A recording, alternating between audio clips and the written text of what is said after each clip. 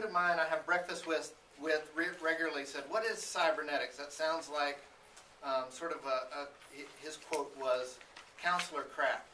And so that may be how the word feels, but cybernetics is really the study of self-correcting systems. It's at the basis of most family therapy models.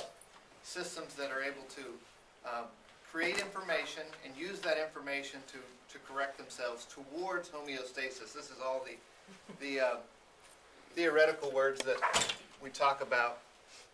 And so my undertaking was to try to do some kind of a study of self-correcting processes in international relationships. Make any sense? Mm-hmm. So I'll describe the study to you. But here's just a crude example of what I mean. When a couple comes to me for counseling, they're usually in conflict, and then somebody hooks up with them, some therapist hooks up with them, and because of that stable relationship, their relationship becomes more stable. So as the therapist identifies processes of self-correcting processes that are, in this case, not so good, then the therapist can help the couple to develop more adaptive relationships. So I basically just replace, in a study, I just basically replace who the couple is, in a sense, from a husband and wife relationship to international relationships. And yes, ma'am? Why did you choose to have U.S. be the husband and Iraq to be a wife? Yeah, I just threw them up there. They could be a same-sex couple for all that matter. I mean, it's just a crude example. It's not. It's got nothing to do with power. Nothing to do. That's an excellent point, but not as I develop the presentation. Nor is this person necessarily male. I mean, just symbols. Yeah, but excellent point. We could switch them and it would be fine with me.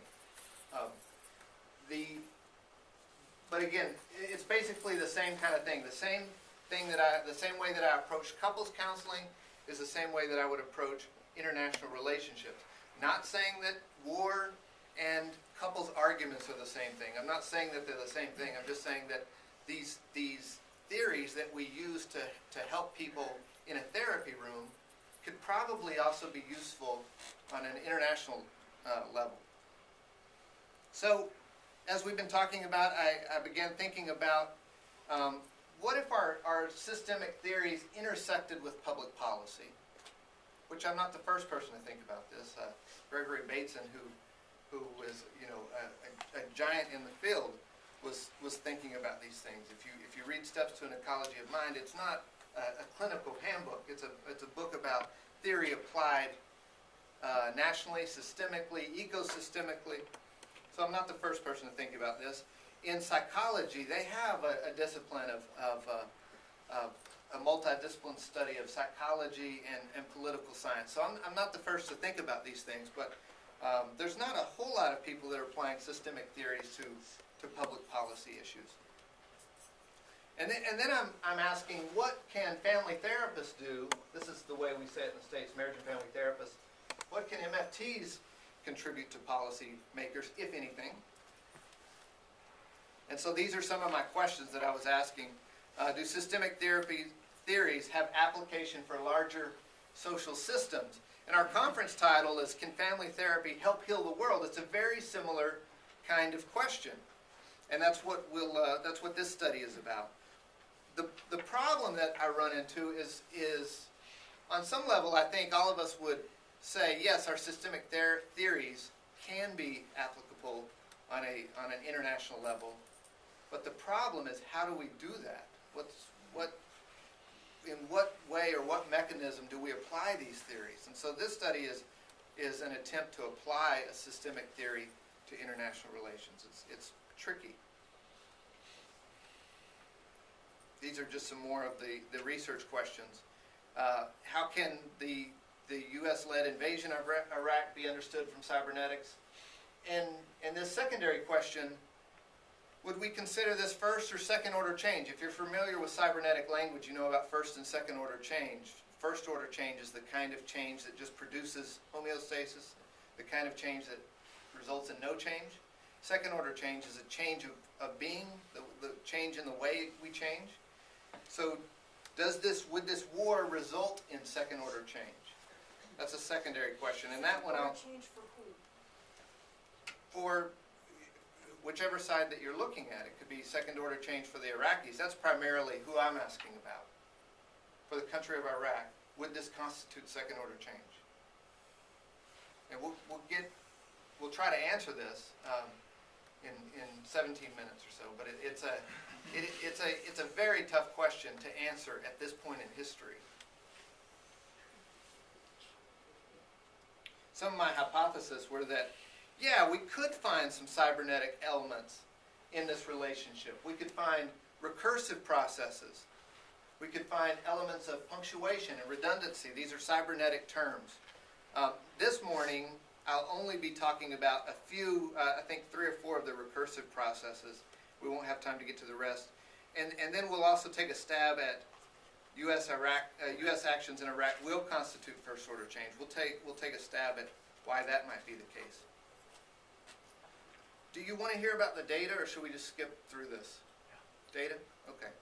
So, as you're trying to do a cybernetic analysis of international relations, what should your data be? Well, I would go back to the same thing about a couple. If I were trying to analyze recursive processes in couples, what would my data be? Well, I would make observations of them. I would listen to their narratives. I would take notes about things that they're saying and try to deduce repetitive processes.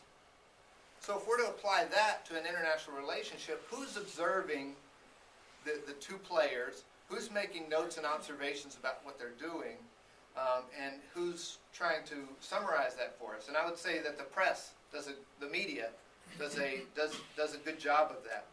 And so what I ultimately did was chose to analyze print media articles from the New York Times, the Washington Post, the International Herald Tribune, which is out of London, and it ended up with 76 articles. So this is a qualitative study analyzing 76 print media articles.